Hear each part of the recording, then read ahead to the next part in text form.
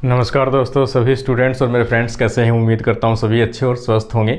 आज अपन एक छोटा सा वीडियो एक सेशन लेके आए हैं जिसके अंदर अपन डिस्कस करेंगे अभी हाल ही के अंदर जो असिस्टेंट प्रोफेसर का एग्जाम जो आरपीएससी के द्वारा कंडक्ट करवाया गया था, उसमें विशेष तौर से अपन बात कर रहे हैं आज बॉटनी सब्जेक्ट से कि बॉटनी सब्जेक्ट में जो पेपर 2 हुए थे, ठीक है, दो पेपर जो हुए थे, पेपर फर्स्ट और पेपर सेकंड, दोनों पेपर में से कितने ऐसे डाउट वाले क्वेश्चन थे जिनको कैंडिडेट्स ने क्या लगाया है, ऑब्जेक्शन में डाला है।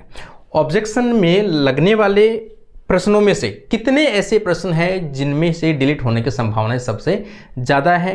तो यहाँ पे अपन देखेंगे कि ऑब्जेक्शन डाउट वाले क्वेश्चन कौन से हैं। और हालांकि मैं तो ये कहूँगा कि बॉटनी के अंदर काफ़ी क्वेश्चन में मिस्टेक रही है, या फिर कई क्वेश्चन ऐसे हैं बॉटनी के अंदर जो डाउटफुल में डालें, चाहे लैंग्वेज की वजह से हो चाहे ऑप्शन की वजह से हो। तो अपन उन्हीं के बारे में आज अपन डिस्कस करेंगे कि ऐसे कितने प्रश्न हैं। तो लास्ट तक आप लोग जरूर देखिए, शायद हो सकता है उसमें किसी क्वेश्चन में आपने भी डाउट लगाया हो या ऑब्जेक्शन डाला हो। तो ऑब्जेक्शन वाले सभी क्वेश्चंस को आज मैं अपन डिस्कस करेंगे पेपर फर्स्ट और पेपर सेकंड में। तो यहाँ पे अपन चलते हैं। पहला क्वेश्चन अगर अपन देखेंगे यहाँ पे, जैसे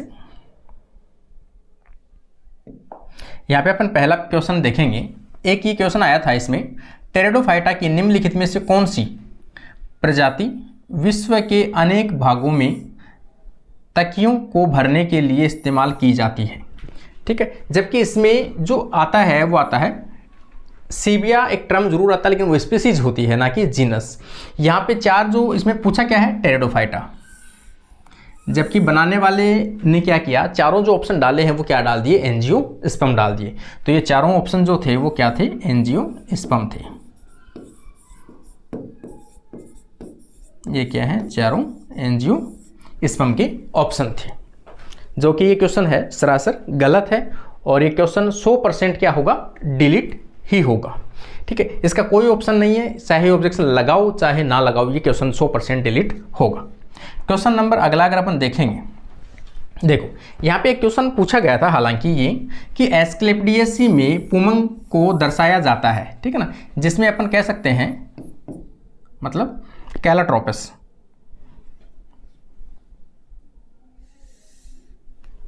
यहां से लिखो, चलो यहां पे अपन देखेंगे कैलाट्रोपस। आंख फैमिली में या एस्क्लेपिडियसी के अंदर एंड्रोशियम को दर्शाया जाता है। इसमें हालांकि एंड्रोशियम को दर्शाने के लिए एक ट्रांसलेटर स्ट्रक्चर पाई जाती है। क्या पाई जाती है, ट्रांसलेटर स्ट्रक्चर पाई जाती है, जो अपन सभी जानते हैं। इस प्रकार की एक स्ट्रक्चर होती है और इसके अंदर यहाँ पे क्या पाए जाते हैं, ट्रांसलेटर पेयर के रूप में पाए जाते हैं, डॉट के रूप में दिखाई देती है आपको। तो यहाँ पे इस स्ट्रक्चर को, ट्रांसलेटर को अगर अपन देखेंगे तो ये स्ट्रक्चर है, ऐसी स्ट्रक्चर होती है। लेकिन इसके बावजूद भी काफ़ी ऐसे कैंडिडेट्स हैं, कई बुक्स जो ओल्ड बुक हैं उनके अंदर ये लिखा हुआ है कि जो गायनोशियम मतलब जो एंड्रोशियम है एस्क्लेपिडियसी में, वो कौन सा है, तो पोलेनियम दिया हुआ है। उन्होंने क्या दिया हुआ, पोलेनियम दिया हुआ है। लेकिन आज की अगर जो बुकें आप उठा के देखोगे तो उसमें एंड्रोशियम के रूप में क्या दिया हुआ है, ट्रांसलेटर दिया हुआ है। तो ये जो स्ट्रक्चर होती है ट्रांसलेटर की है, और ये जो स्ट्रक्चर है ये क्या है, पोलेनिया की है। इसे क्या कहते हैं, पोलेनिया कहते हैं। क्वेश्चन में आप देखोगे, the androecium is Asclepiadaceae in Asclepiadaceae is represented by, किसके द्वारा दर्शाया जाता है, तो या तो ट्रांसलेटर आएगा या पोलेनियम आएगा। तो यहाँ पे ऑप्शन में क्या दिया हुआ है, कंपाउंड पोलन, ये तो इसका एग्जांपल है ही है। एक है ट्रांसलेटर और एक है, ये देखो स्पेलिंग, पोलिनेरियम। आधे कैंडिडेट इस चक्कर में क्या हुए, कंफ्यूज, पोलिनेरियम दिया हुआ है, जबकि ऑप्शन में क्या आना चाहिए था, पोलिनिया आना चाहिए था। अब बचा ऑप्शन कौन सा है, तो यहाँ पर ट्रांसलेटर। तो इसके अकॉर्डिंग इसका राइट आंसर क्या होगा, ट्रांसलेटर होगा। हालांकि आरपीएससी ने इसे ट्रांसलेटर ही माना है, फिर भी काफ़ी कैंडिडेट्स हैं जिन्होंने इसके ऊपर क्या लगाया है, ऑब्जेक्शन लगाया है, और इन्होंने पोलिनिया इसमें ऑप्शन में डाला है। तो ये भी क्या है, एक ऑब्जेक्शन वाला क्वेश्चन था। अगला क्वेश्चन अपन देखेंगे, ये पेपर फर्स्ट चल रहा भाई, कौन सा चल रहा है, पेपर फर्स्ट। आगे अपन देखेंगे, ये क्वेश्चन भी डाउट में डाला है, एक graft hybrid is represented by the symbol, ठीक है ना। कोई भी आपने ग्राफ्ट किया है, सपोज आपने ये एक प्लांट है, और यहाँ से इसमें क्या है, एक्सिलरी बड है, ये एक्सिलरी बड है।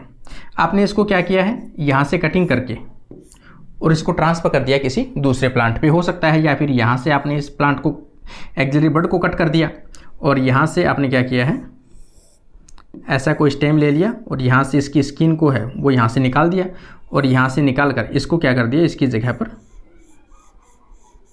ट्रांसफ़र कर दिया। ये वाली स्ट्रक्चर है। तो ये क्या है, ग्राफ्टिंग है, लेकिन इसे सिंबल से दर्शाया जाता है। तो इन्होंने ऑप्शन में जो दिया है वो क्या दिया है, प्लस का चिन्ह से माना गया है। लेकिन कई बुकें, कई कैंडिडेट्स जो है वो ये दावा करते हैं कि इसका आंसर जो है वो क्रॉस होना चाहिए, ये वाला चिन्ह, जबकि इसका राइट आंसर इन्होंने क्या दिया है, प्लस का चिन्ह दिया है। तो ये भी क्या है, एक ऑब्जेक्शन में एक डाउट वाला क्वेश्चन रहता है।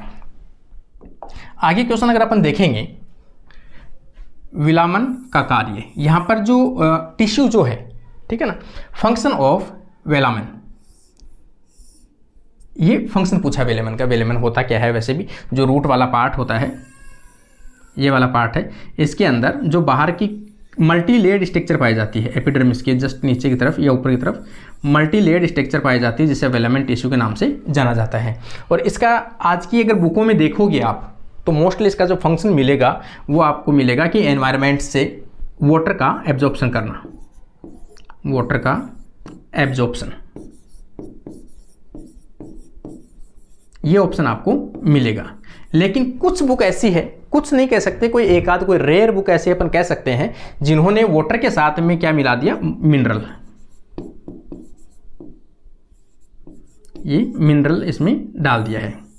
जबकि इसका राइट आंसर कौन सा होगा, वाटर का एब्जॉर्प्शन, ये इसका मोस्ट एप्रोप्रिएट आंसर है। मोस्टली जो गाइड या बुक है वो इसको बताती है कि वाटर का एब्जॉर्प्शन करता है ये। तो यहाँ पे दिया हुआ है absorption of water, respiration, food storage, absorption of water and mineral. ये दोनों ऑप्शन देखिए इन्होंने क्या कर दिया, गलत ऑप्शन कर दिया है। तो यहाँ पे इन्होंने माना है ए ऑप्शन, और जबकि दोनों ऑप्शन इसमें डाल दिए। तो ये क्वेश्चन भी काफ़ी लोगों ने ऑब्जेक्शन में लगाया है इसको। हो सकता है डिलीट हो ना हो वो अलग बात है, लेकिन आरपीएससी क्या माने, लेकिन ये डाउट में डाला गया है।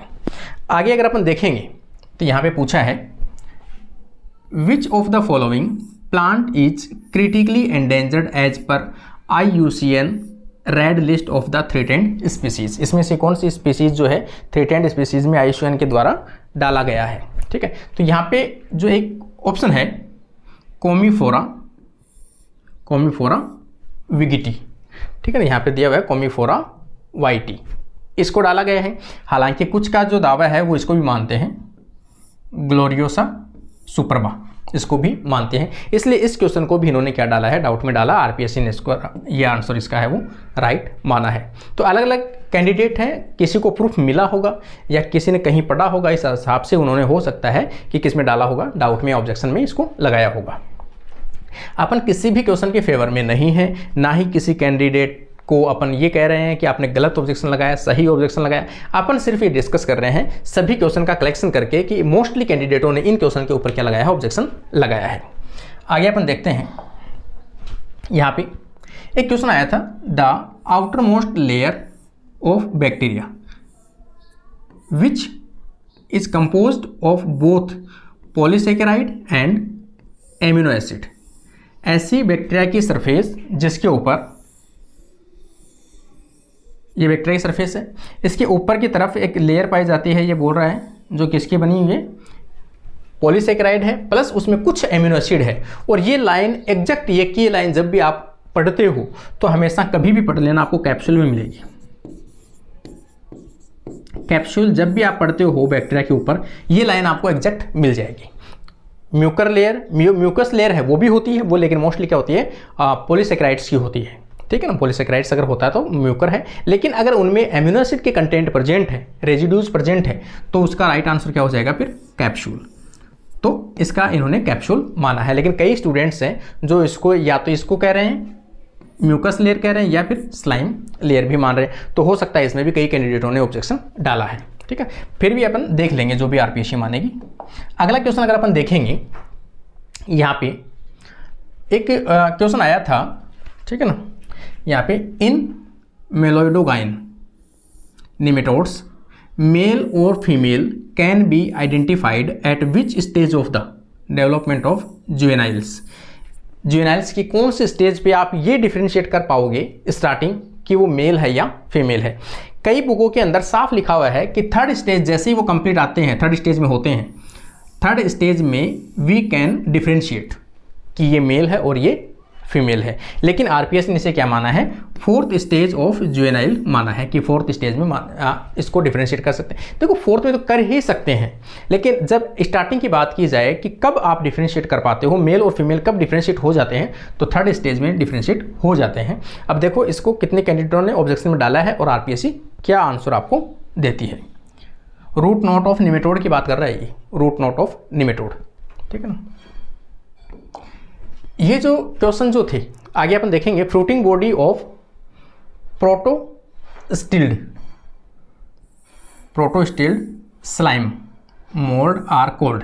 स्लाइम मोल्ड की जो फ्रूटिंग बॉडी है उसे क्या कहा जाता है, यहाँ पर इन्होंने माना है स्पोरोकार्प, ठीक है। और कई जगह पे स्पोरोकार्प की जगह पे लिखा हुआ है एसरबुलस, कई जगह पर एसरबुलस भी आपको देखने को मिल जाएगा, क्योंकि एपोथीसियम जो है वो तो कहाँ मिलता है, जो आपको इसकी फ्रूटिंग बॉडी की अपन बात करते हैं, एस्कोमाइस्टीज फंजाई की बात करते हो, तब वहाँ पे देखने को मिलता है एपोथीसियम, ठीक है। और यहाँ पे अपन देखेंगे एसरबुलस, ये ऑप्शन कई जगह मिलता है, तो इसमें भी डाउट वाला क्वेश्चन डाला है लोगों ने। अब देखो इसका आंसर क्या आता है। अगला क्वेश्चन अगर अपन देखेंगे,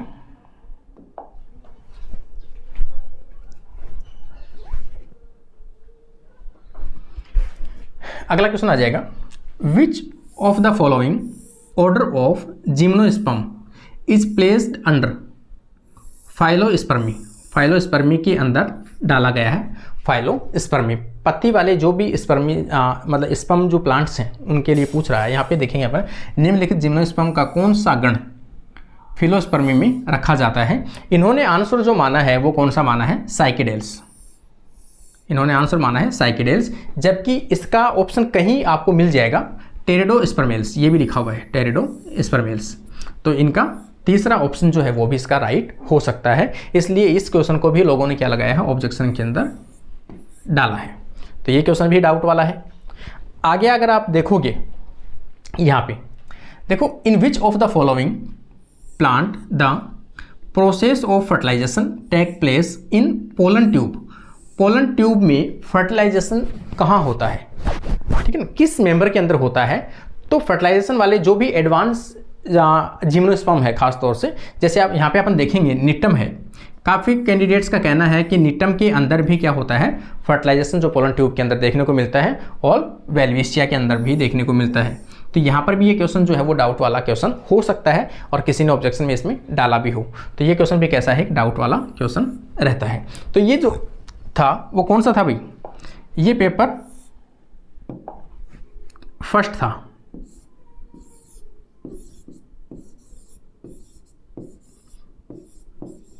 पेपर फर्स्ट बॉटनी। इसमें लगभग कितने क्वेश्चन थे, 10 से 11 क्वेश्चन जो ऐसे हैं जो कैसे हैं, डाउट फुल वाले रहे हैं, और लोगों ने इनमें से ऑब्जेक्शन मांगा है।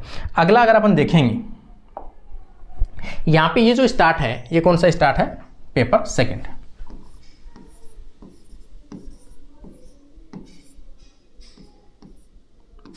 Paper second botany.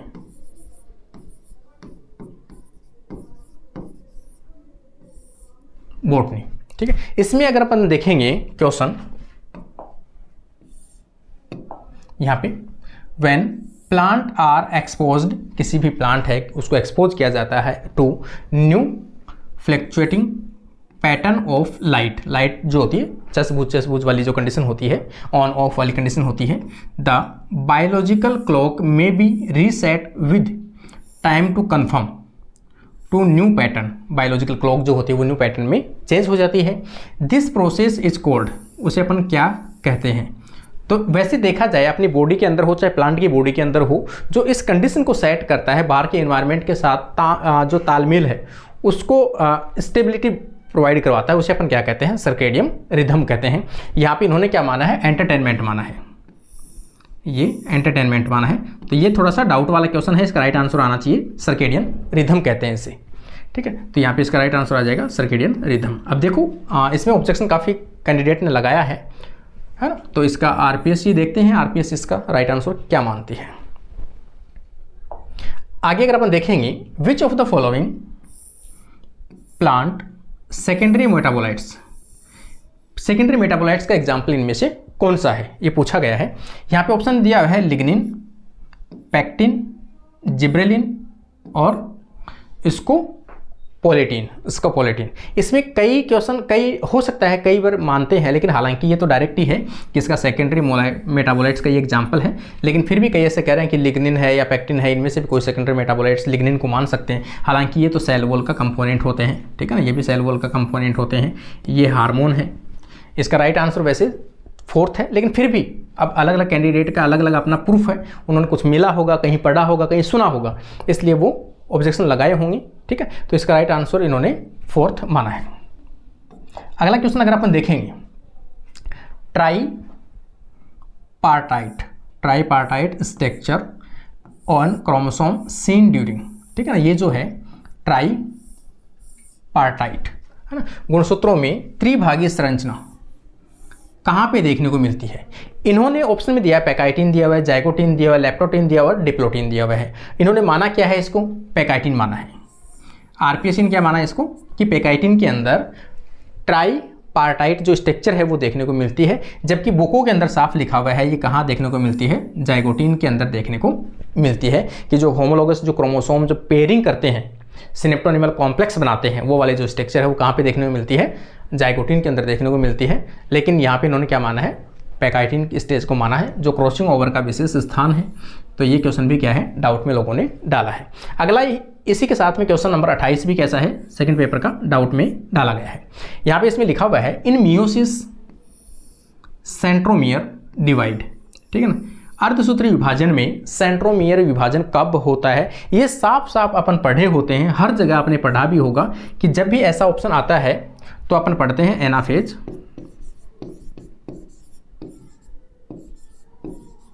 Anaphase second, ये आपने हर जगह पढ़ा होगा। तो इसका तो सीधा सही है। इन्होंने ऑप्शन क्या माना है, मेटाफेज सेकंड, ये इन्होंने माना है, जो गलत है। इसका राइट आंसर आ जाएगा एनाफेज सेकंड, ये इसका राइट आंसर होगा। आगे अपन देखते हैं, इसमें भी ऑब्जेक्शन डाले गए दोनों क्वेश्चन में। आगे अपन देखेंगे क्वेश्चन, एक ये वेरी इंपॉर्टेंट क्वेश्चन है जो बेंथम इसका दिया हुआ है, मेंडल का जो नॉर्मल है, एक तो बैक क्रॉस कह सकते हैं अपन, एक टेस्ट क्रॉस कह सकते हैं। देखो सिंपल सी बात है, जब कोई भी F1 पीढ़ी को कोई भी जैसे TT इंटू स्मॉल TT, ये कंडीशन है और इनसे बनने वाली F1 है। F1 का क्रॉस यदि डोमिनेंट से कराया जाए तो उसे अपन क्या कहते हैं, बैक क्रॉस।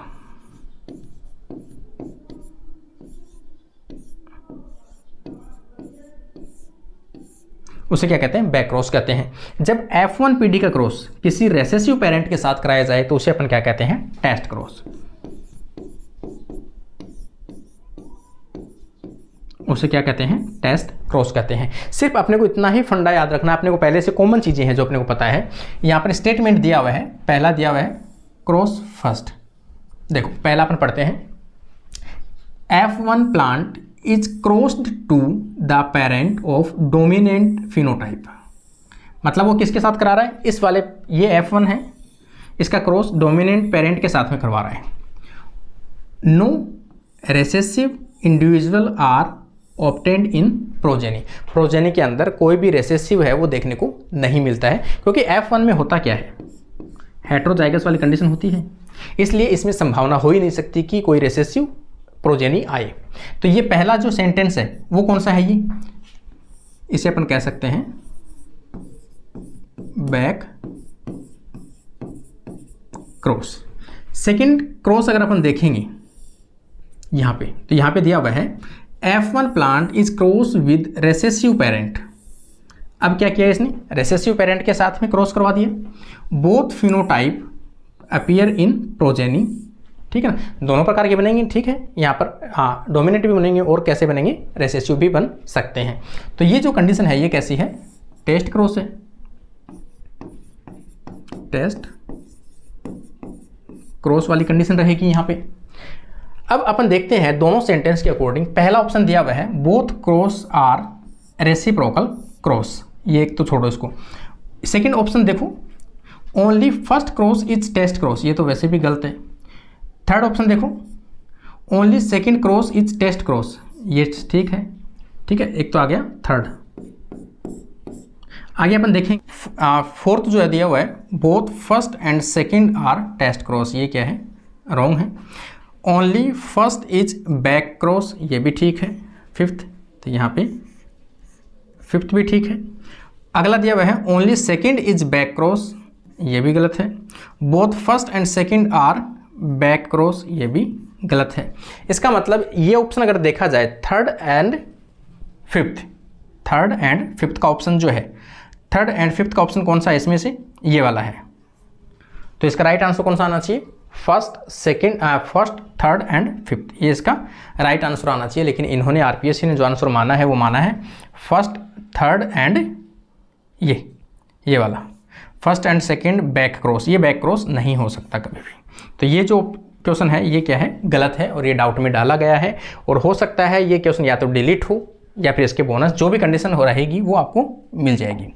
आगे अगर अपन देखेंगे यहाँ पर 58 क्वेश्चन जो है, which of the following is not a plant derived elicitor, plant derived elicitor इनमें से नहीं है। तो यहाँ पर अपन देखेंगे पैक्टिन दिया हुआ है, सेलुलोज दिया हुआ है और एर्गोस्टेरोल दिया हुआ है और काइटिन दिया हुआ है, ठीक है। वैसे भी देखा जाए तो इसमें से जो एर्गोस्टेरोल जो है वो क्या है, प्लांट के द्वारा रिलीज किया जाता है। वैसे हालांकि ये तो यहाँ पे ये पूछा नोट, तो ये तो रिलीज किया जाता है क्योंकि ये प्लांट के अंदर पाया जाने वाला, कई बार अपन ने पढ़ा है कि ये प्लांट के अंदर पाया जाने वाला क्या होता है, कोलेस्ट्रॉल होता है। क्या है ये, कोलेस्ट्रॉल। जबकि इसे अपन देखेंगे ये काइटिन, ये मोस्टली कहाँ पाई जाती है, अपनी फंजाई की सेल वॉल के अंदर पाई जाती है, इसलिए ये नहीं है। तो ऑप्शन फोर्थ ये सही है। लेकिन फिर भी कई कैंडिडेटों ने इसे क्या डाला है, ऑब्जेक्शन के अंदर डाला है और डाउट में रखा गया क्वेश्चन है।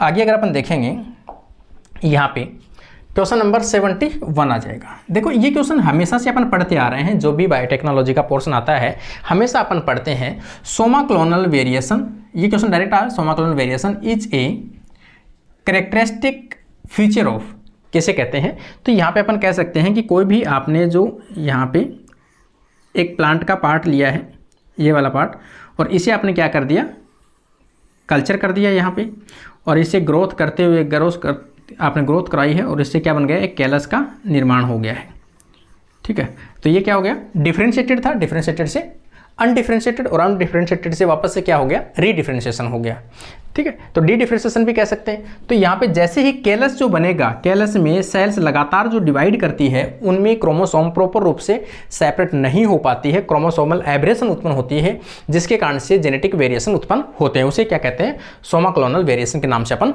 जानते हैं। इसमें ऑप्शन में दिया हुआ है D differentiation and callus formation, पहला ऑप्शन राइट आंसर है।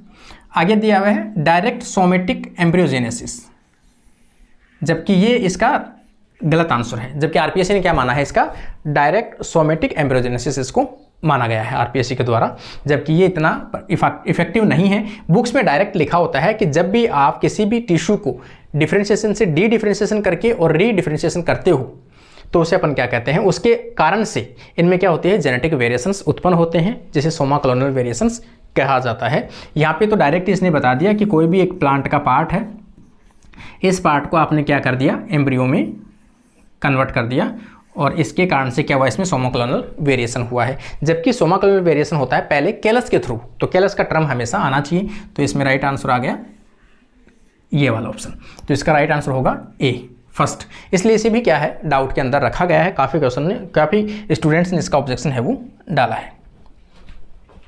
94 में अगर अपन देखेंगे यहाँ पर, विच of the following measure of central tendency is unaffected bye extreme value, extreme value से अनअफेक्टेड सेंट्रल टेंडेंसी कौन सी है।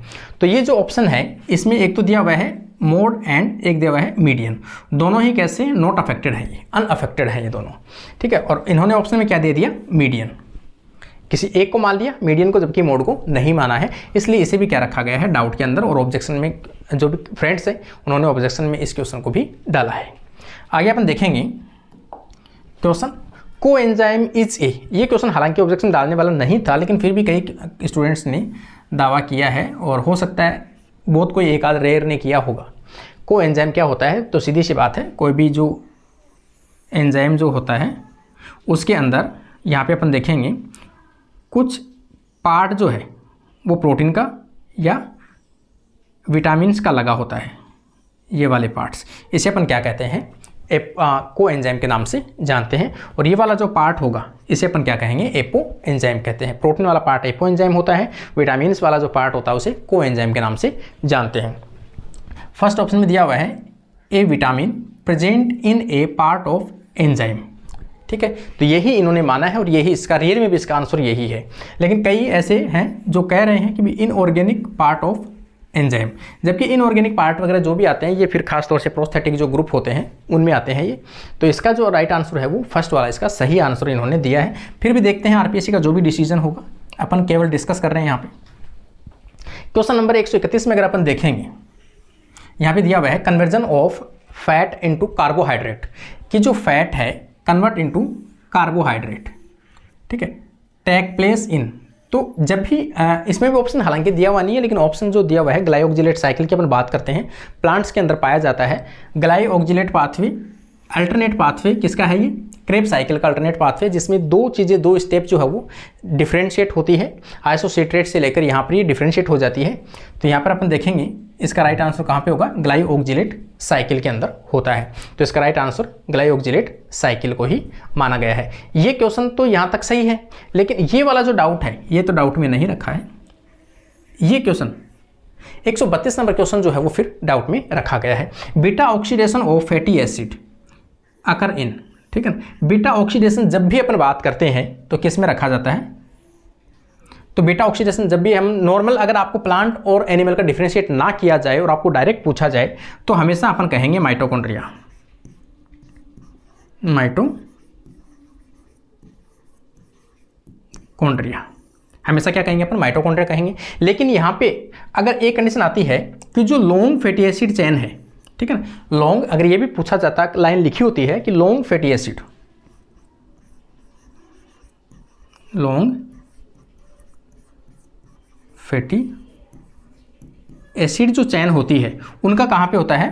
पेरोक्सिसोम में।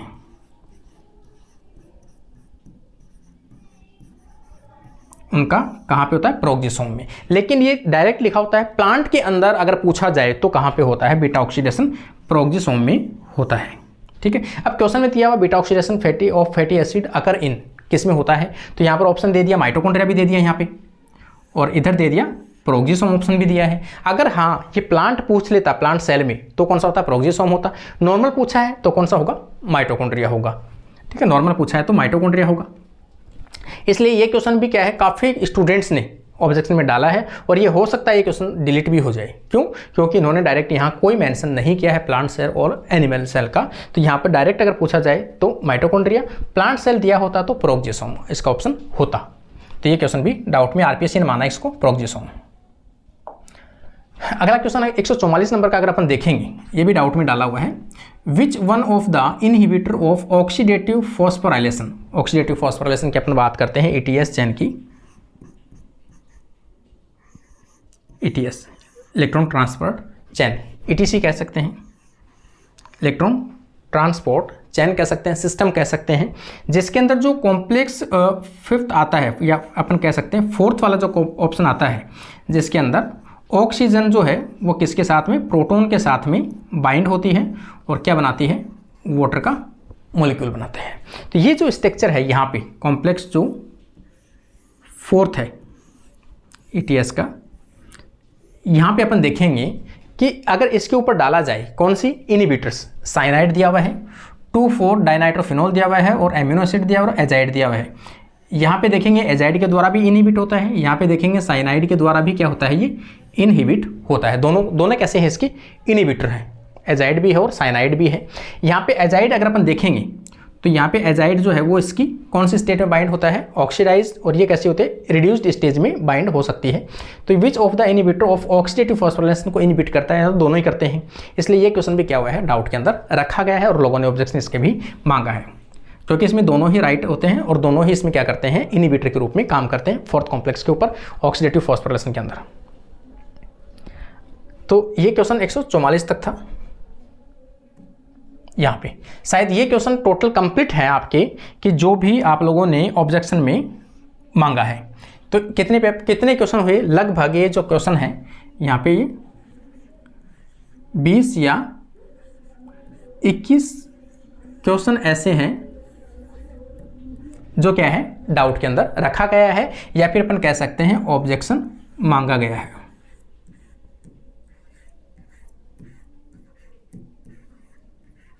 अब आरपीएससी का देखते हैं कि आरपीएससी इन 20 क्वेश्चन में से किसको क्या मानती है, क्या नहीं मानती है, क्योंकि हालांकि फाइनल आंसर की अभी नहीं आएगी, अभी डायरेक्ट आपका रिजल्ट आएगा। रिजल्ट में आपको कोई पता नहीं चलेगा, लेकिन आपको आइडिया लग जाएगा, क्योंकि जिसको भी सीधा सा पता है कि भी मेरे मार्क्स अगर 105 से अबोव है, ठीक है ना,